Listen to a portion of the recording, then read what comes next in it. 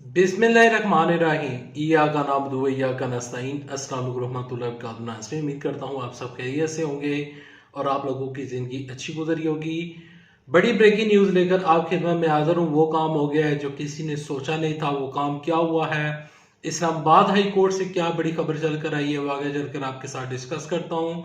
लेकिन उसको डिस्कस करने से पहले, आगे बढ़ने से पहले आप सबसे छोटी गुजारिश है कि इस वीडियो को लाइक कीजिएगा, चैनल को सब्सक्राइब कीजिएगा, सारे नोटिफिकेशन बटन दबाइएगा ताकि जो आने वाले वीडियोस हैं आप उनको मिस ना कर सकें।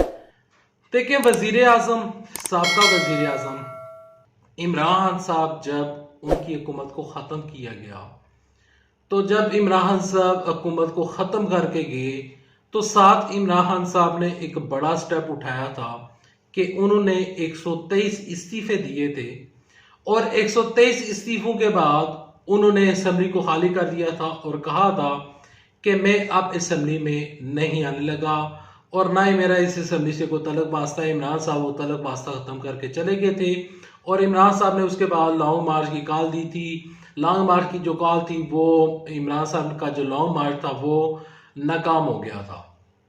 अब ये बातें आपको पता है। अब ये जो नई खबर है वो मैं आपके साथ शेयर करता हूँ, लेकिन इसको शेयर करने का मकसद और ये पिछली स्टोरी बताने का मकसद सिर्फ और सिर्फ ये था कि आपके सामने मैं तमाम तर चीज़ें रख सकूं कि आया कि असल कहानी क्या है। इमरान साहब ने जो कुछ किया वो आप सबके आंखों के सामने है। यहाँ पर अब बकायदा तौर पर इमरान साहब ने ही सुप्रीम कोर्ट में इमरान साहब की टीम जो है, कानूनी टीम जो है, उन्होंने सुप्रीम कोर्ट का दरवाज़ा खटखटाया था कि हुकूमत जो है, जो मौजूदा गवर्नमेंट है, ये नैब के केसेस जो हैं उन्होंने वो बंद कर दिए हैं। नैब के जितने भी हाथ पाँव थे उन्होंने काट दिए हैं। तो लिहाजा नैब के जो इन्होंने कवानीन में जो तरमीम की हैं तो उसके ऊपर सुप्रीम कोर्ट एक्शन ले।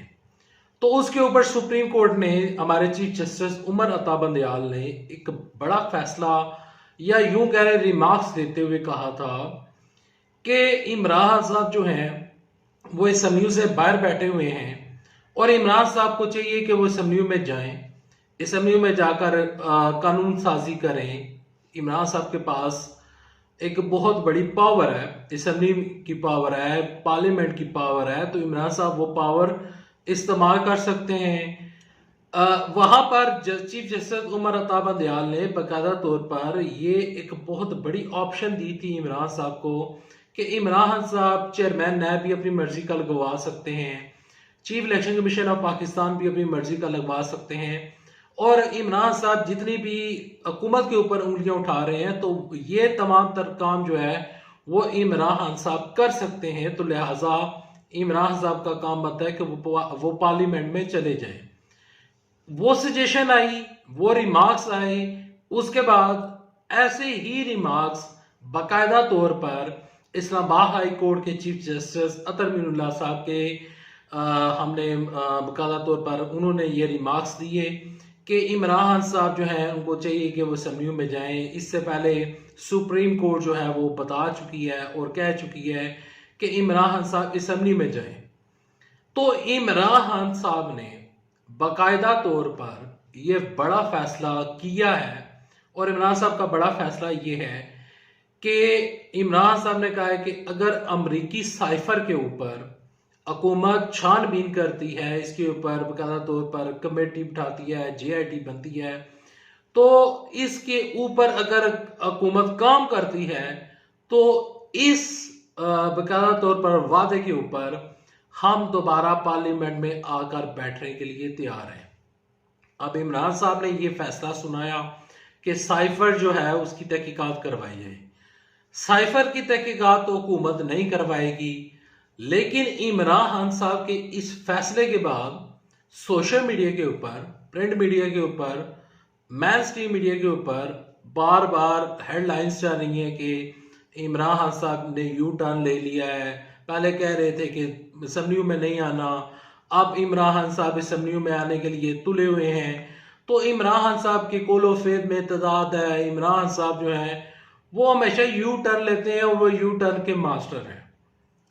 देखिए, असेंबली में वापस आना कोई गुनाह नहीं है। असेंबली में इमरान साहब के पास सीट्स मौजूद हैं, इमरान खान साहब के पास पावर मौजूद है, तो उस पावर को वो इस्तेमाल कर सकते हैं। इमरान खान साहब ने जब 2014 का धरना दिया था, तो उसमें भी उन्होंने जो नवाज शरीफ से इस्तीफा मांगा था, तो वो इस्तीफा तो उनको नहीं मिला था। फिर क्या हुआ था कि इमरान साहब दोबारा असेंबली में वापस आ गए थे। अगर इमरान खान साहब असेंबली में जाते हैं या असेंबली में जाकर ये तमाम तर चीजें जो मैंने आपके साथ डिस्कस की कि बाकायदा तौर पर अपना chief election commission of Pakistan लगवा सकते हैं और तमाम तर चीजें कर सकते हैं, तो ये तमाम तर चीजें जो है वो सेटल डाउन हो सकती हैं। तो इसमें तो कोई बुरी बात नहीं है। इमरान साहब अगर जाना चाहते हैं तो उनको जाना चाहिए, जरूर जाना चाहिए। और जब इमरान साहब ने ये फैसला दिया था फैसला किया था कि मैं नहीं जा रहा, तो मैं उस टाइम भी इस फैसले के खिलाफ था। मैं चाह रहा था कि इमरान साहब असेंबली में ही बैठते, लीडर ऑफ ओपोजिशन बन जाते और शहबाज शरीफ को असेंबली में बाकायदा तौर पर, जिस तरह शहबाज शरीफ एंड ग्रुप ने इमरान साहब को असेंबली में जिस तरह उनको बाकायदा तौर पर जैन टॉर्चर का निशाना बनाया, उनको बाकायदा तौर पर बोलने नहीं दिया जाता था, उनको असेंबली में बात नहीं करने दी जाती थी, तो यही काम इमरान साहब लीडर ऑफ ओपोजिशन बनकर कर सकते थे और उनके पास फिर इख्तियार था। Chief election commission of Pakistan उनकी मर्जी से लगता, तमाम तर चीजें हो सकती थी। लेकिन अब भी गेम इमरान खान साहब के हाथ में है। इमरान खान साहब ये तमाम तर चीजें कर सकते हैं। और यहाँ मजे की बात यह है कि आज इमरान खान साहब ने जो कुछ यानी कि इमरान साहब जो है आज लाहौर में उनका एक जलसा था, तो जलसे में इमरान खान साहब ने बाकायदा तौर पर खड़े होकर कहा कि जो chief election commission of Pakistan है ये नून लीग का बंदा है, और इस तरह की इमरान साहब ने तकरीर की। देखिए मज़े की बात यह है, मज़े की बात मैं अब आपके साथ शेयर करना चाहता हूँ कि देखें इमरान खान साहब जो हैं उन्होंने ये फैसला तो कर लिया है। इस फैसले के ऊपर मीडिया कह रहा है कि इमरान साहब यू टर्न के मास्टर हैं, लेकिन मीडिया को ये भी बताना चाहिए कि इसार डार साहब जो है वो कह रहे थे कि मैं बीमार था, लेकिन वो आज पाकिस्तान वापस आ रहे हैं। तो मीडिया ये हिपोक्रेसी क्यों दिखाता है? ये जो मीडिया हमारा जो है वो क्यों इतना हाइपोक्रेट है? वो सिर्फ एक ही चीज को लेकर एक ही पहलू को डिस्कस करता है, दूसरे पहलू को डिस्कस क्यों नहीं करता? इसार डार साहब आ रहे हैं, आने दें, देख लिया जाएगा कि कितने दिनों में वो पाकिस्तान की जो डॉलर है उसको ठीक करते हैं, डॉलर के प्राइस को ठीक करते हैं, मेशत को किस तरह ठीक करते हैं। लेकिन वो होता हुआ नजर नहीं आ रहा। तो इमरान साहब असेंबली में जा रहे हैं, तो यहाँ पर मीडिया को ववेला नहीं मचाना चाहिए। मीडिया को इस चीज़ को, इस बात को उछालना नहीं चाहिए। देखिए मीडिया को चाहिए कि इसार डार के ऊपर आप फोकस करें, और मीडिया का काम यह है कि इसार डार के ऊपर बाकायदा तौर पर फोकस करके देखें कि इसार डार साहब जो हैं वो क्या कर रहे हैं, क्या वो वाकई तरक्की की जानब लेकर जाएंगे या नहीं। नेक्स्ट वीडियो तक दे इजाज़त। अल्लाह हाफिज़। पाकिस्तान जिंदाबाद। अफवाज पाकिस्तान।